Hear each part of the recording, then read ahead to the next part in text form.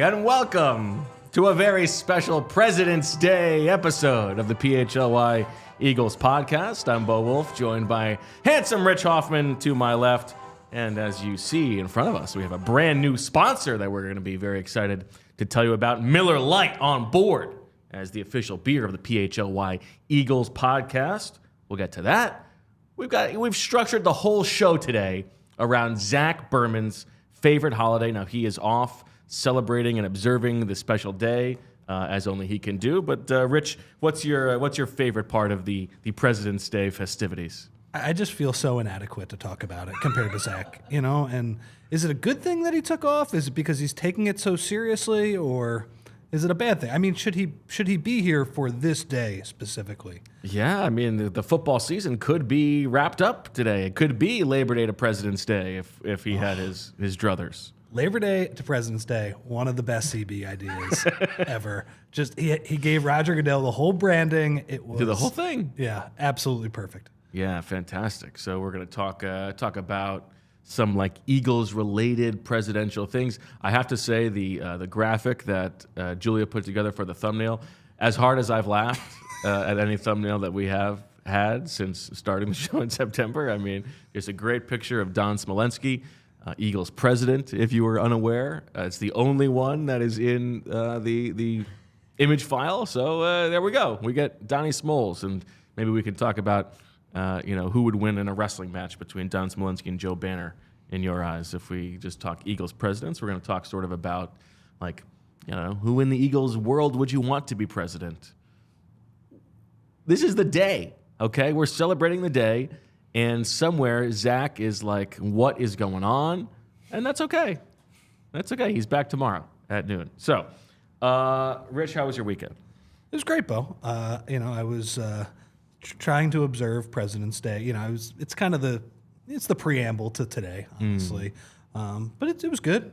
I didn't do a lot. I'm cat sitting my girlfriend's cat right now, so I did flex. that. Yeah, it's is that a flex?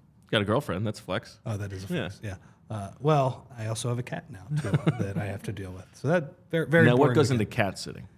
Oh, nothing. You just cats are they're self-sufficient. They're fine. You do have to clean out the litter box, which that's the only real hard part. But, having never had a cat, is that like a once a day, twice a day, once every other day? What are we talking? For me, it's a once every couple of days type of thing. Maybe it should be done a little quicker. But again, I'm just learning right now. Yeah, you're doing the best you can. It's a new thing. I will say that the one tough thing about cats is that I have such a gag reflex when I open the dry food. It smells really bad. So if somebody had a camera on me as I was doing that, it wouldn't have been good. And so what are you just trying to hold your breath now? Are you doing the actual pinch of the nose? What are you going for? Sometimes it's a pinch of the nose. Sometimes I'll throw my whole sweatshirt over it and try and do it, in one fell swoop. Basically, it's it's a learning process, but we got a little more time to perfect it. But you know what? She's 1% better every day. She's still eating the cat food, so it's working. Okay. So that was the main thing. What about you? What'd you think? I had a good weekend. We did go see the Mrs. Doubtfire play on Saturday. That was fun with the generations of Wolfmen. Had Casey and my dad there. That was kind of fun. Do they have a dude looks like a lady number? No. Oh man, it's like my favorite montage. I know, and you know what? They have updated it. It is not. It is a little bit less problematic than the original version, and there's some changes to the ending. But the guy who played the Robin Williams role, very good, very talented. I can't wait for you to tell me, because I don't want you to give the listeners any spoilers. I can't wait to hear what the actual ending is to the movie. I don't know what that would be. Well, it doesn't wrap up in quite so neat a bow as the original. Little realism. Okay. Yeah, wow. But in a good way. Yeah, I feel like they paint the Sally Field role a little bit difficultly. Like they're a little bit unfair to her. Yeah. In the movie, and they're a little bit more fair to her in the show. That's fair. It's a little just more updated. That maybe they don't need to get back together in the end. Is that what happens in the movie? Do they get back together? No, but they come to a nice agreement, sharing custody. And is Brosnan like still in the picture in the movie? I don't think he is. I think he's kind of like a goof in the middle of the movie. Yeah. You know what though? I don't. He is remember. less. He is played less like a villain in the show. Makes sense. Yeah. Understandable. Yeah. It's not his fault. Yeah. I mean, you throw a lime at the guy, that's fine, but Sure. yeah, that actually part does carry over. Okay. The lime throw. Oh man, I might have to go see this. I don't know. I think you may have missed your opportunity. Well, actually, maybe it's still playing. I don't know. Academy of Music. Shout out to the Academy of Music. All right. This is going to get a little weird, I guess, but let's start with Rich. Now, there's one small piece of Eagles news, by the way, that trickled out over the weekend. A report that has not been confirmed that I've seen, but that Aaron Moorhead might be sticking around as the Eagles wide receivers coach, which I would count as a surprise, considering some things we heard. But if that's the case, all the power to him. Why would you count that as a surprise? Well, he's been there a while. He predated Sirianni, right? Like aside from Devontae Smith and A.J. Brown, who were already awesome, I think he would be hard-pressed to find guys who have like gotten a lot better. And just because they were clearing so much of the staff on offense, I was expecting him to be replaced. But good for him. I'm trying to think who. I guess maybe they had such a long string of having just 1 year of wide receivers coaches. Like it was like the joke was the defense of the dark arts type deal. And it's weird that Aaron Moorhead has been the guy who's now been here for like 5 years. Who do you think had the best year? Maybe since you've been around the team, I know it hasn't been consecutively. Who's the best wide receivers coach? It was not best wide receivers coach. It wasn't Gunter, I don't think. But no, maybe it was Mike Groh. Mike Groh. It was Mike Groh, and then he got promoted. Yeah. Yeah, you're the wide receivers coach long enough to become the villain or something like that. Yes, yeah, that's right. Now David Culley predated him. He was highly thought of. Yes, yeah. He was there for a long time. There for a long time with Andy. So there you go. Okay. Congrats to Aaron Moorhead if that is in fact the case. We will hear a little bit more. Hopefully the Eagles will announce their official full staff at some point. They usually wait till everything is buttoned up to do that. We've got the combine next week, and so if it hasn't been officially announced by then, we'll get to sniff around a little bit more there. But for now, we know Kellen Moore and Vic Fangio, and we roll on.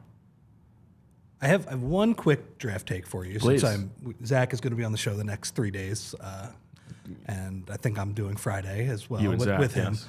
But I don't know. And just reading up on the draft, it seems like. Do you think there's a decent chance they go? I mean, obviously, when you did the draft with Fran, Tyler Guyton was he did well in that. And do you think there's a decent chance they go tackle in the first round, kind of the succession plan? I do, just because that is what their history tells us. Right now, Howie has had I've said this before. The great thing about having Howie Roseman as the general manager is that he's been here so long that we have like a real sample size as opposed to what you might not have with other general managers.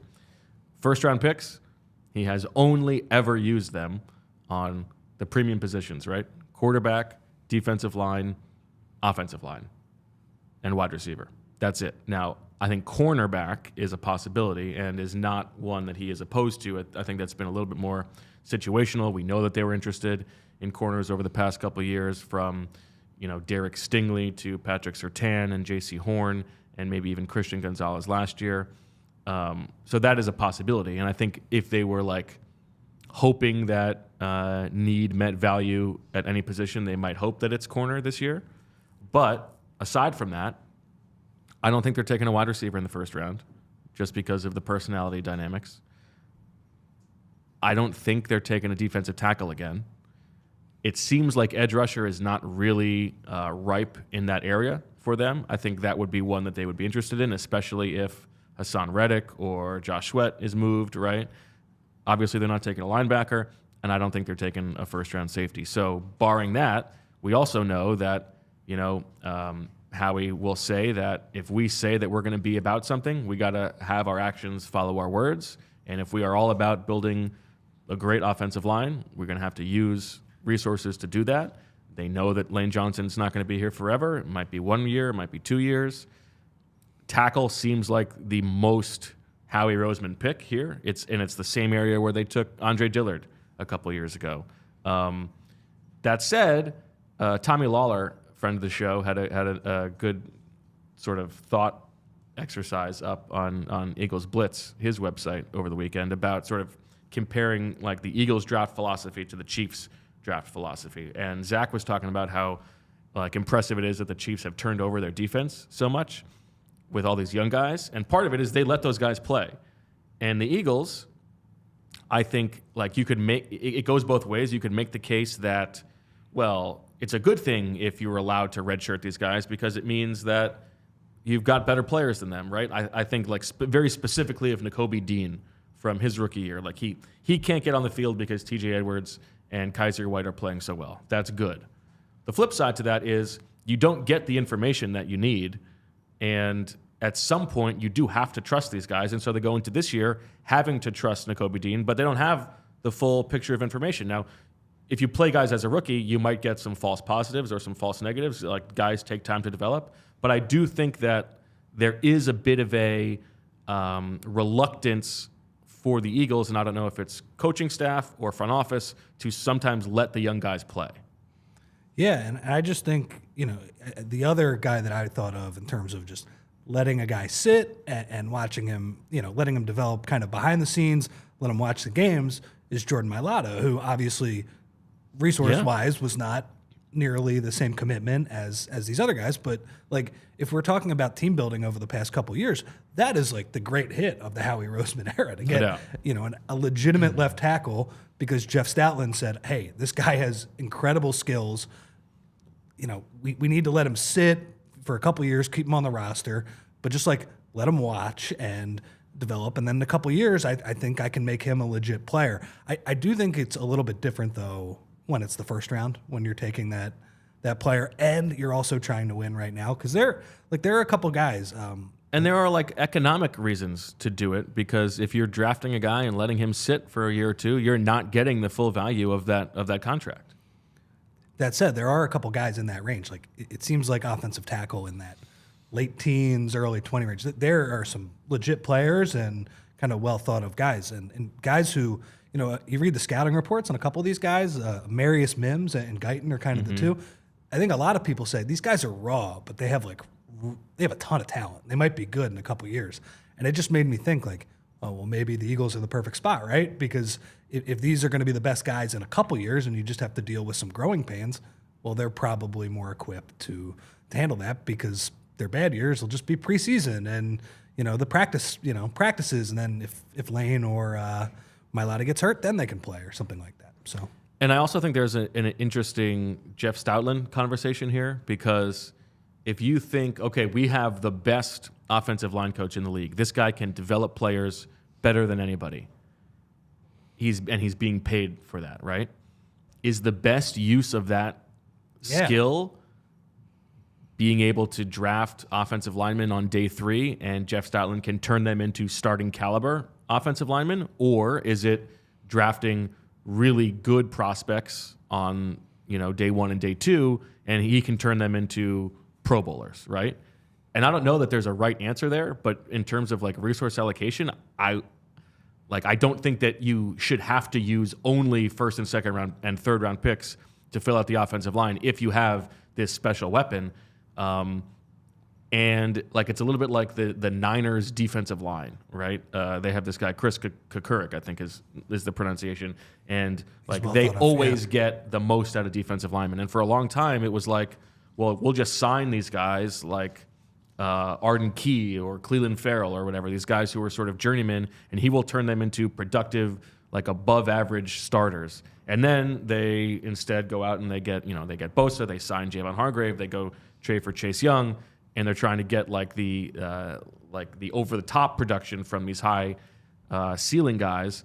And I don't know what the right way to do it is, but if you're just thinking about like how can we borrow from some places to fill out the rest of the roster, I think you could make the case that it might make more sense to add some late round guys. But then you also factor in like Jeff Stoutland is the guy in the building who has a lot of juice come draft time. And so, of course, he's going to be pushing for better players to join his room. Yeah, I think it's you laid it out perfectly there. I just think it's like a very interesting philosophical discussion because on the one hand, it looks like the Eagles will get what they want, in terms of, a succession plan, premium position. They've always built on the trenches, and it seems like the board is going to fall that way, but I'm not sure it's the right thing for this year's team. And like you said, like if Jeff Stoutland is that good at developing players, and by the way, he is very good. Like he has an excellent track record. Not like every player has worked out, but the fact that Mailata is like a legit left tackle is a huge deal. Like it's all the other mistakes that the Eagles have made at the top of, drafts, like Andre Dillard.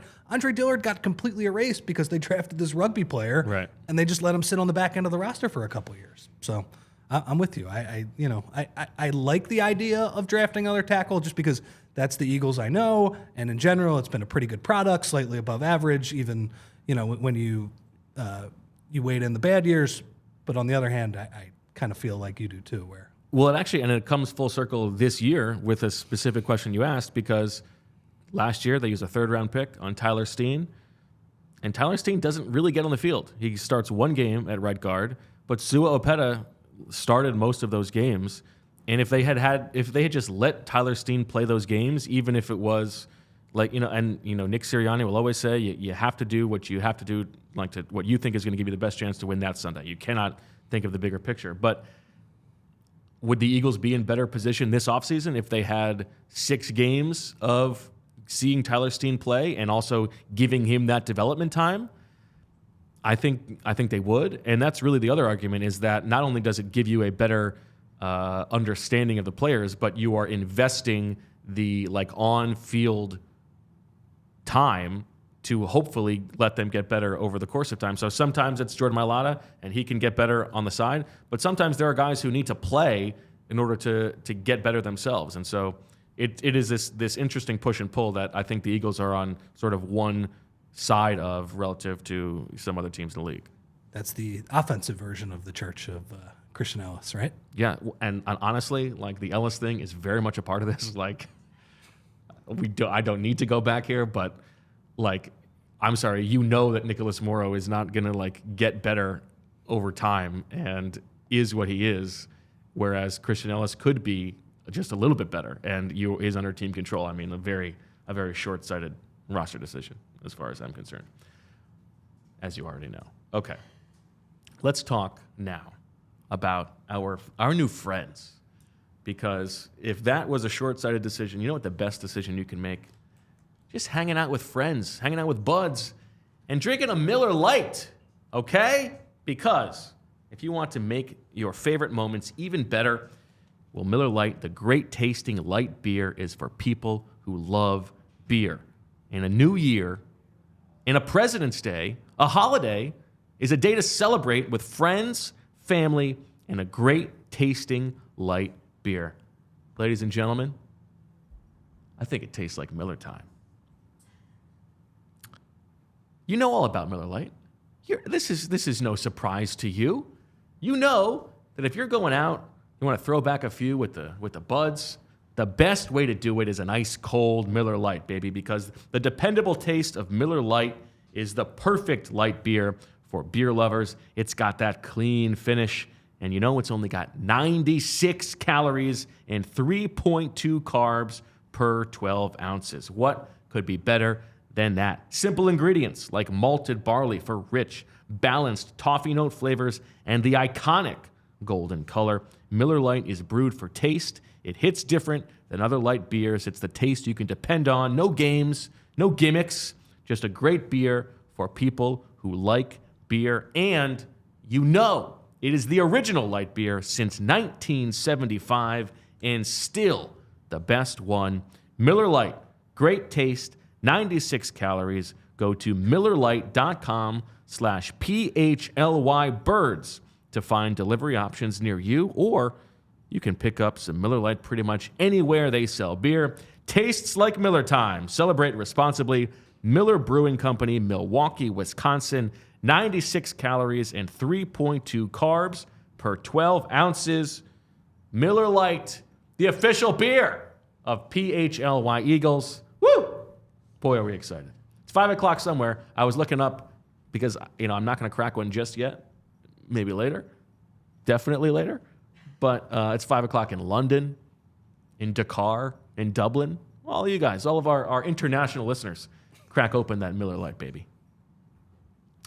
And then, after you do that, buy tickets to a game or an event or something fun. Because buying tickets to your favorite events shouldn't be stressful. Game Time is the fast and easy way to buy tickets for all the sports, music, comedy, and theater near you. With killer deals on last-minute tickets and their best price guarantee, you can stop stressing over the tickets and start getting hyped for the fun you'll have. They've got flash deals on last-minute tickets, easy to find and buy tickets for every kind of event in your area, images of seat views, lowest price guarantee, event cancellation protection, job loss protection, and more. It is the fastest-growing ticketing app in the country for a reason. Get images of your seat before you buy so you know exactly what to expect when you arrive. Buy tickets in a matter of seconds, just 2 taps and you're set.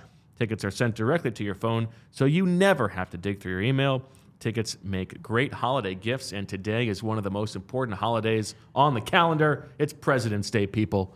Spread some love with Game Time. Snag the tickets without the stress with Game Time. Download the Game Time app, create an account, and use code PHLY for $20 off your first purchase. Terms apply. Again, create an account and redeem with code PHLY for $20 off. Download Game Time today. Last-minute tickets, lowest price guaranteed. All right. I feel like this is an easy transition from Miller Lite, Rich, because one of the things you used to always hear about presidential candidates, who would you want to have a beer with? Yeah. Tell me who, like in the Eagles sphere, would you most want to share a nice cold Miller Lite with? Well, I have a couple, Bo. I thought I thought this would be harder, and then when I don't know, I think it's such an open-ended question when you posed it to me that I came up with like 6 or 7 names. Okay, I like this. There feels like one obvious one. The obvious one, I'll say it right now, Jason Kelce. Sure. The everyman. Everybody wants to have a beer with Jason. That's his whole thing. Yeah. And I also, let's I think it's self-explanatory. I guess the issue with Kelce is, and I forget if you or Sheil or the person who kept this, how many beers did he drink on parade day, That was from Sheil's story.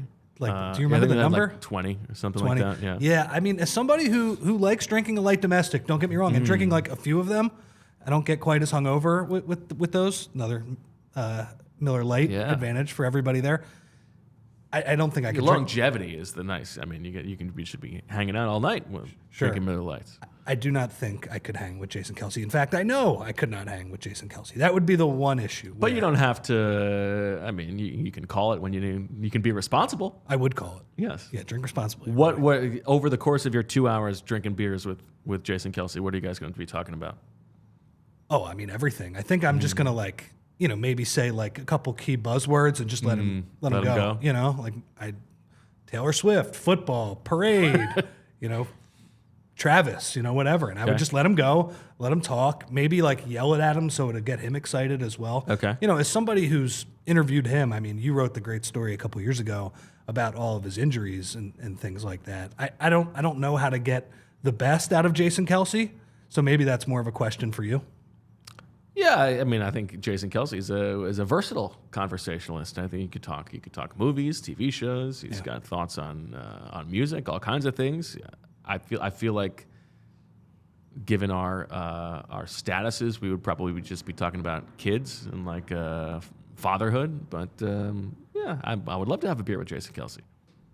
I like the fact, by the way, that Shaq, of all people, was like, I need the Eagles center on my podcast. Yeah. That's the type of crossover. It's crazy how just monumentally big of a star he is now. It's crazy. And at a position where people are not stars. Right. But, do you think the people who know him through, New Heights and even, the parade and all of the other stuff, do you think I wonder the number of people that do not know that he's like an awesome football player too, that it's not just the personality. So interesting. And even Travis is he's reached this new level of fame because he's dating Taylor Swift, but arguably the best tight end of all time. Totally. Certainly from a receiving standpoint, it's crazy how good they are. The two of them, it's wild. They're two brothers and they're going to be in the Hall of Fame. Right. Both of them. Has that ever happened? Have two brothers ever made the Hall of Fame? I don't think so. And yet, I would argue because Travis has become so famous, starting the podcast and then what he's done over the past couple months here, are we talking like 25 to 30% of the people have like no idea? Oh yeah, these guys are awesome football players too. They're not just like funny and famous and all of these things. And good, but they're like generationally good. Yeah, it's crazy. All right, who else is on your list? We already mentioned him, Jordan Mailata. Yeah, I mean, if you're drafting a okay, you can have a beer with someone. You're not going to know who's going to walk through that door, but you can guess. You can pick the nationality. I feel like Australian is okay, I'll take an Australian. Yeah, absolutely.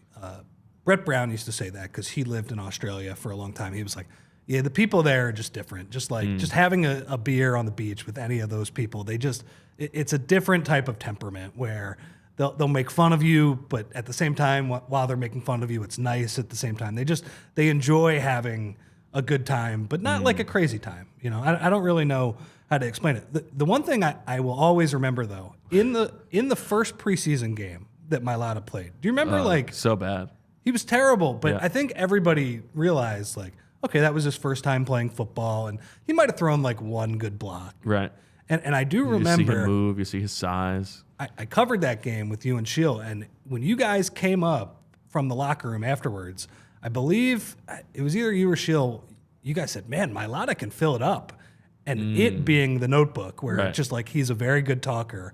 And I found that too. Like I covered him, and, you know, as somebody who didn't cover the Eagles full time, just like wrote a couple stories on his development and things like that. He was like a pleasure to talk to, especially like to somebody who really didn't cover the Eagles on a day in, day out basis, not like somebody whose face he knew. And it was just like such an easy conversation where he absolutely fills it up. Yeah. He made fun of himself.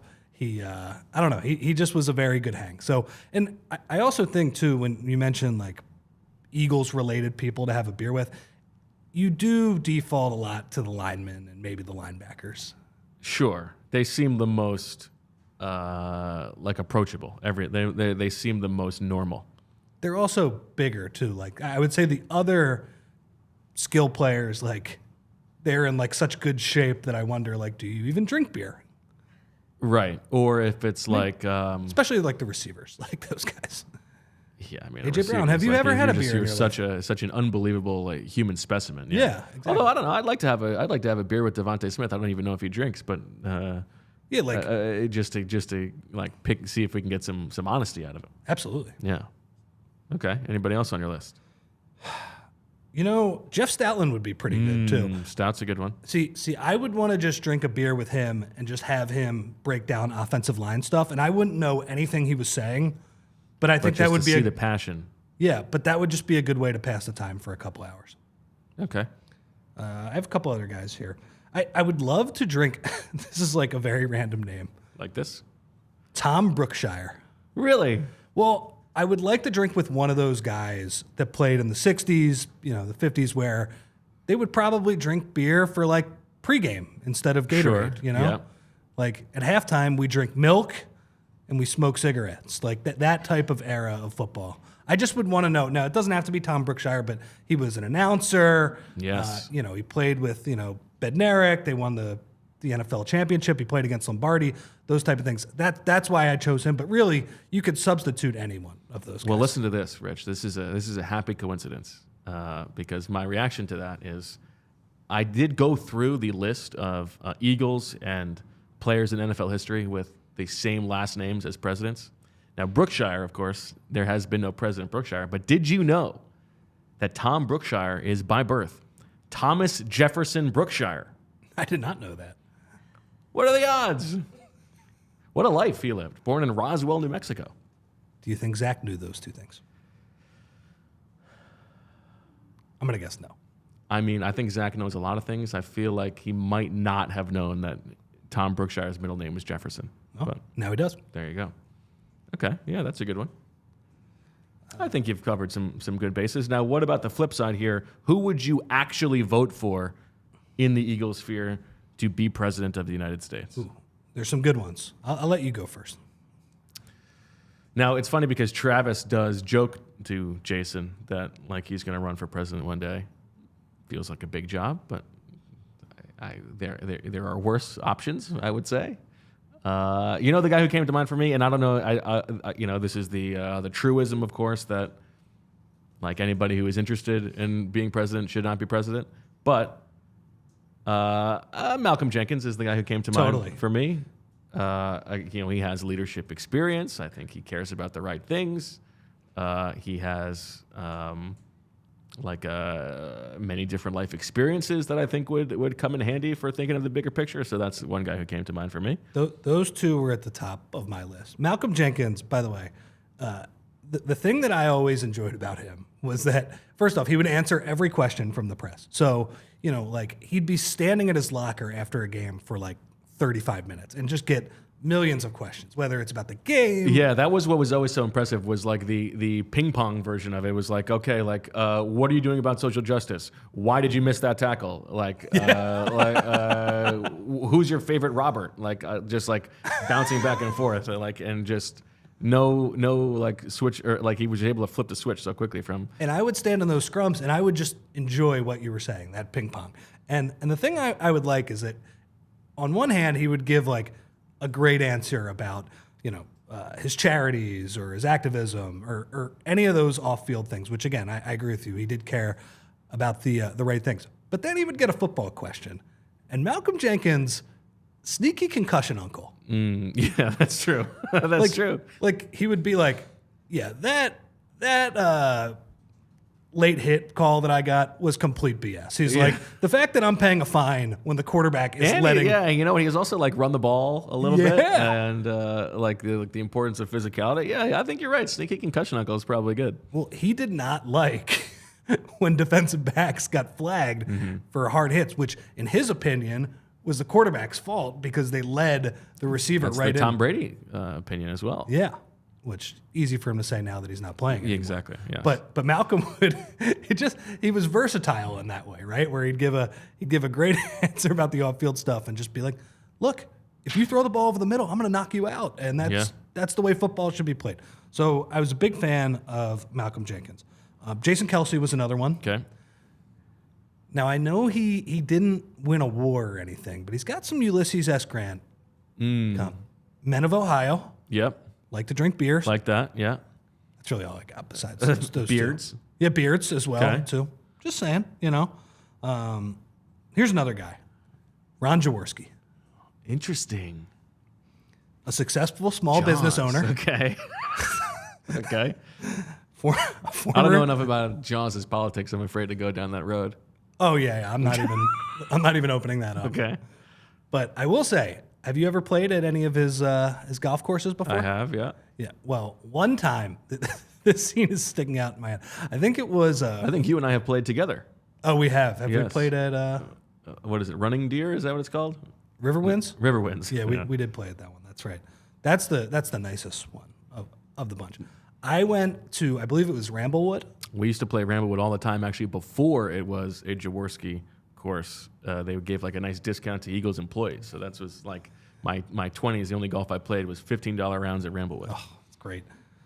So one day, my friends and I played around at Ramblewood. It was a Saturday in the fall, and as we were leaving in the parking lot, it was an early morning round. I know you like a good early morning round, so it's 10:30, 11. Love it. We're leaving, and who shows up in the parking lot but Jaws himself? And Jaws is just getting questions just fired at him about the Eagles. And he is this was like Malcolm Jenkins, but golf. And it was mainly Eagles stuff. But my friends and I did ask him a golf question like, Jaws, what's your favorite course? Right. And he had a great answer for us. Which was? He said he liked Running Deer because he said that he had the greens rolling at a 12, which I didn't know what that meant, really. On the stimp. I think that means it's hard, but... it's the speed, yeah. Yeah, well... Anyway, I was impressed by Jaws got dealing with all these... rolling on a 12. That's good. I saw somebody mention D'Amico Ryans in the chat. That's a great one. I think one. that would have been a good one. That would probably have been Zach's favorite. Nothing to do with how attractive he is. Just because he's a good leader. Okay? But he is very attractive. What do we think about Hurts? Now, I thought about this because I think Hurts is the one who has the most obvious patina of a guarded politician where yes. he has a very calculated image and will go out of his way to not answer a question directly. So I believe that he is the most politician-like player on the team, just in terms of his charisma and demeanor. It would depend who he's running against. I just don't know how he's getting the votes. I don't know where the charisma is, where he's standing out in a kind of a debate format. But I agree. Once he got in office, like, I could see it. I think that's good. A couple other names from the past. Troy Vincent, somebody. Well, yeah, there's a good one, because there's a guy you know that he can play the political power game. Totally. He knows bureaucracy. He knows how to get around the red tape. Yeah, that's a good one. I would vote for him over Runyon. Yeah. Who has also done that as well. That's a good one. Who else we got? For some reason, I wrote down Eric Allen. Okay, I like that. Yeah, he's got a good... Great player. He was always good on TV. Yeah. He's a pretty handsome guy. Okay, that's a good one. But the big one, the last one I have. Ooh, the big one, okay. Actually, the big one. Real outsider candidate. You know, you talk about somebody who doesn't want office, doesn't want the spotlight. How about Dom DeSandro? Ooh. Make stuff happen. No doubt about that. Would have some levers to pull in terms of getting the vote out, I imagine. Yeah, I mean, I would certainly not vote. I would certainly never say that I would not vote for Dom. So yeah, I'm in. Who else we got? We got Nnamdi. Nnamdi? I would vote for Nnamdi. I've always liked Nnamdi relative to some of the other opinions of him. Did a great job on Bird on a Wire, of course, one of the great short-lived web structures that has ever existed in team content, in which he and I compared players on the roster to characters from The Wire. How do you feel about like a Jeffrey Lurie? Sure. I think so. Do you think he has ever thought about it? I don't think so. I think he's comfortable. Yeah, he's got a good thing going. Who needs that stress? He's certainly somebody who knows a lot of politicians, though. That's true. Yeah, I think probably most owners are like that. But he likes to be plugged in there. Who would be the last person you would vote for? I didn't have anybody for this, so who? Maybe you can spark my imagination on this. Jeff Garcia came to mind. Jason Babin. Oh, Jason Babin. That was the one. Jason Babin may be my least favorite player of all time. Just a guy who basically stands for everything that goes against winning football. Yeah. Just like bad in the locker room. Also, I'm just going to chase sacks. Only care about my own production. Yep. Like if I get 2 sacks at the end of the game, it's fine that you run for 180 yards at me. Yes. Because at the end of the day, it says I have 2 sacks. I think Jason Babin would be up there. I do actually have a couple others now that you mention it. Okay. Orlando Scandrick. Oh, good one. I'm just like, come on, dude. Yeah. Real turncoat. Yeah. Benedict Arnold type guy. Yeah. Chip Kelly. So here's the thing with Chip. Here comes Zach getting very angry. Well, look, it's not even that Chip, in general, couldn't fulfill some sort of role. He could serve in my cabinet. I do not trust him with all of the levers of power. Like he does not strike me as somebody. He needs to be staying in his lane. That's the whole that's the whole lesson we learned. I don't think he really respects checks and balances, and that's probably why I would look against Chip. I mean, you bring that up, and now that I'm thinking about it, like who's got the temperament, the steady temperament to handle that job? Somebody who is comfortable with all kinds of people and backgrounds. Big Red. I would vote for Big Red. Totally. The life experiences and just completely agree. Yeah. Andy Reid for president. Let's see it. Okay. All right. Before we move on, it's time for me to tell you about Bagels & Co. because Andy Reid loves a bagel. And he would make the same joke. So I think that's okay. Bagels & Co. We're talking Brooklyn-style bagels made in Philly with Philly love. Huge bagels, the biggest bagels in Philly. There's a large variety, usually 15 to 20 different types to choose from daily. They've got seasonal bagels as well. For instance, Valentine's Day just passed.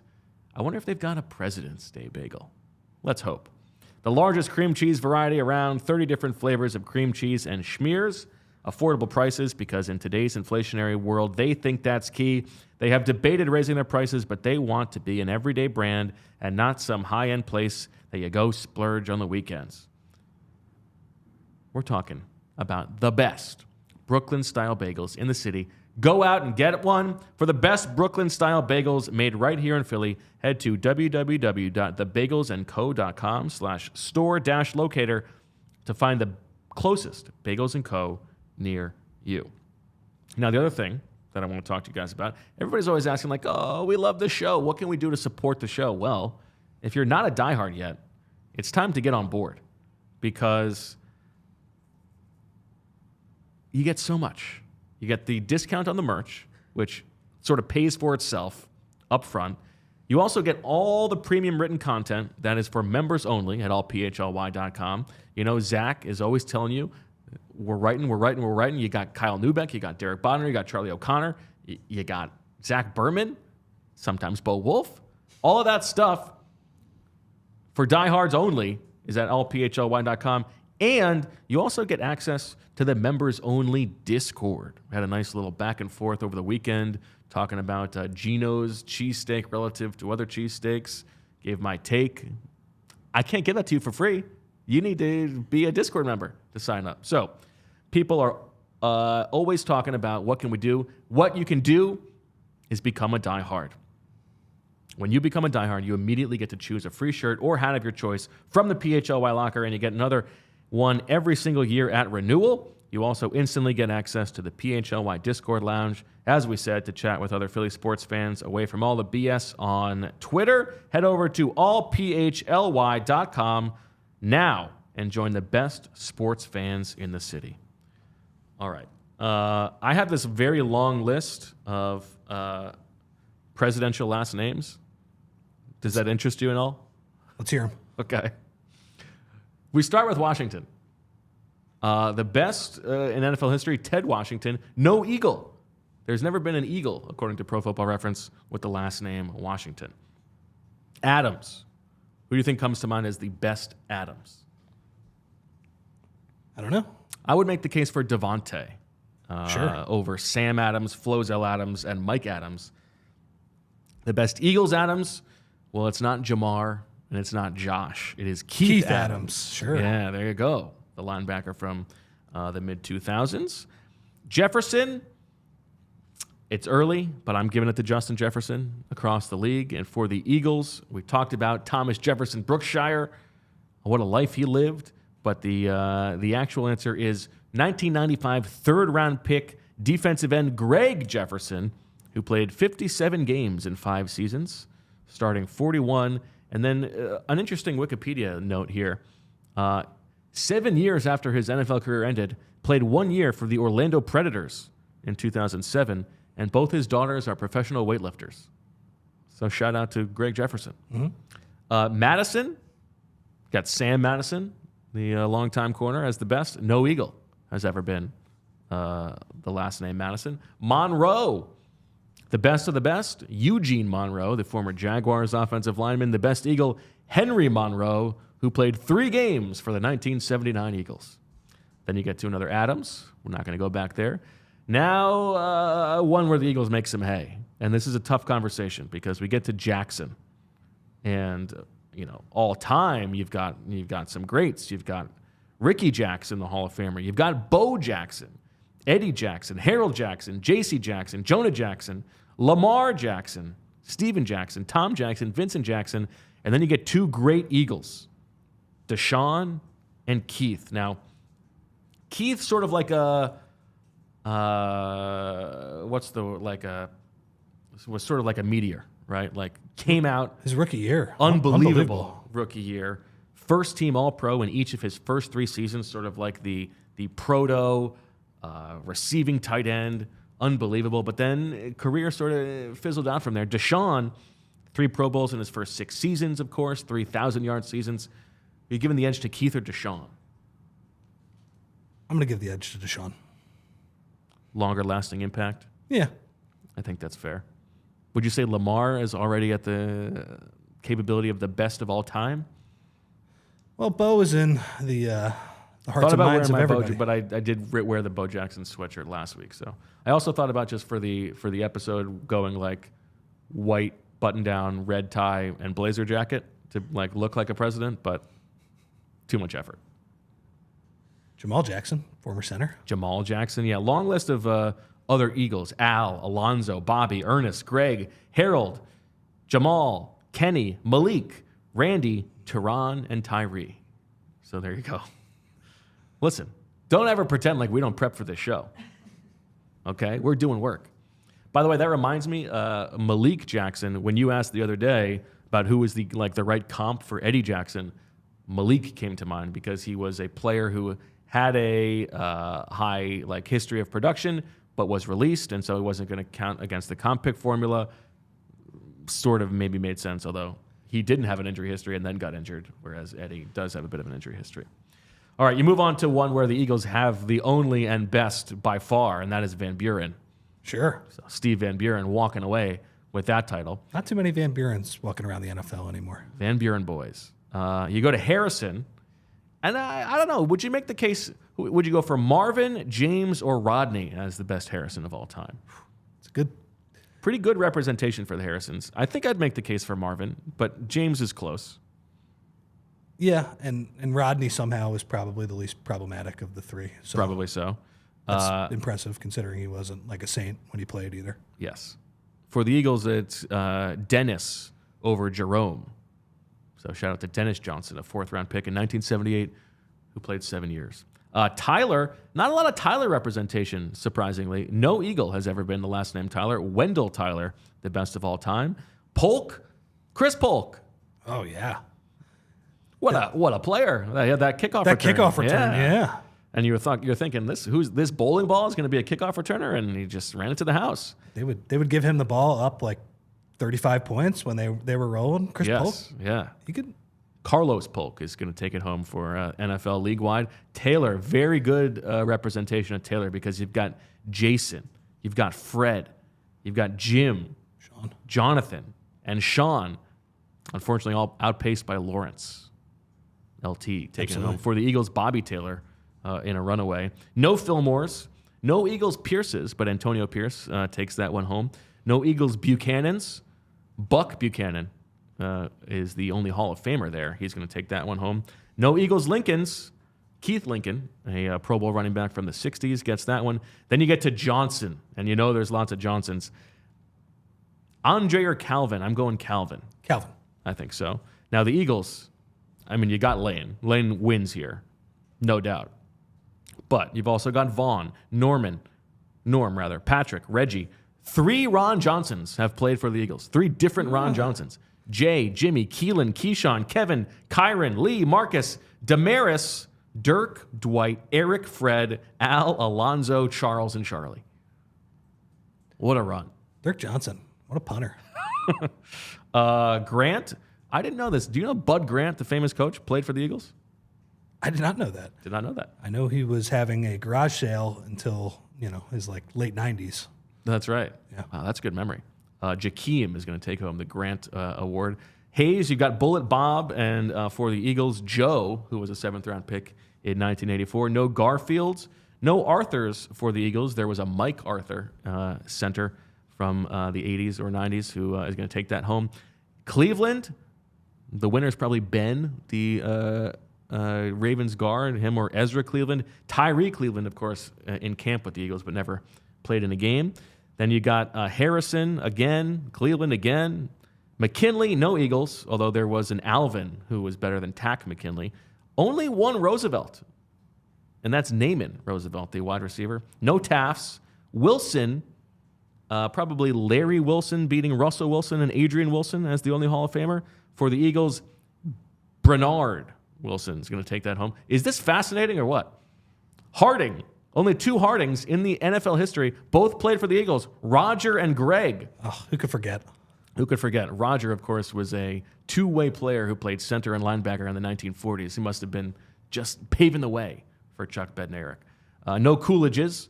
Hoover, the best is probably Brad, the fullback. Eagles had a wide receiver, Melvin Hoover. And you skip over Roosevelt again. No Trumans, no Eisenhowers. Kennedy, Eagles have never had a Kennedy play in a game. Cortez is going to take that home as the only Hall of Famer. Then you skip to Johnson, you get to Nixon, probably Keyshawn Nixon. The Packers is the best. No Eagles Nixon. Ford, Rudy Ford, of course. By far the Eagles' best. Ford over Charlie. And Len Ford is a Hall of Famer from the 40s and 50s. Carter, now here's where we get some action again. Because Chris is a Hall of Famer, obviously, but does his time with the Eagles hold up to Jalen, or are they both outpaced by DeAndre? I mean, I'm going to take Jalen and just take the future stock. Yeah, obviously, I'm taking DeAndre. Absolutely. Only one Reagan. That was Frank Reagan from the 1940s. Bush, probably Reggie. Eagles have never had a Bush, but they have had a Bushby. And the only Clinton is Charles Clinton from 1987, and he did not play for the Eagles. And unfortunately, that's the end of history. So that's all we've got. The Eagles did, though, have a Doug Bartlett in 1989. I know Zach was curious there. No time to get to the rest of it. Was that worth your time? I think so. I think so. It might have been more fun if you were drinking a couple cold Miller Lights during it and saying, I remember that guy. Yeah, why not?